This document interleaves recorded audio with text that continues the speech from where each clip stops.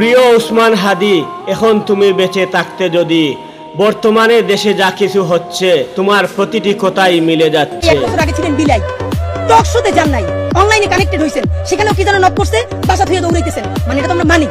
এর মানে আপনারা বিলাই তো ছিলেন। এখন আপনি বাঘ হয়ে উঠছেন। সেই বাঘের কণ্ঠ কার সাথে দেখাইতেছেন? এই দেশের নিরীহ মানুষের সাথে। আওয়ামী লীগ কয়টা ধরে থাকতে পারছেন? কয়টা আওয়ামী লীগের বিরুদ্ধে অ্যাকশনে যাইতে পারছেন? কোটি কোটি টাকা খায় ওই হাজিম সেলিমের লোক স্টেজে উঠান। অধ্যত্ত আর অহমিকা। আপনারা এইবার লাস্ট চান্স, যদি বাপ দিতে না পারেন আপনাদের দেশে কোনো রাজনীতি থাকবে না, মানে থাকবে না, মনে রাখেন। চূড়ান্ত অধ্যত্ত এবং অহমিকার সিম্বল ছিল শেখ হাসিনা। শুধু তার পদত্যাগ না, পতন হয়েছে, দিল্লিতে গিয়ে লুকাইতে হয়েছে।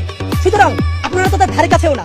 সালাউদ্দিন ভাই থেকে শুরু করে অন্যান্যরা সংস্কার কমিশনে যেই গার্ডস নিয়ে যেই অ্যাটিটিউডে কথা বলেন, আমরা আহত হই। আমরা আপনাদেরকে শ্রদ্ধা করতে চাই। সালাউদ্দিন ভাই, আপনি গুম ছিলেন।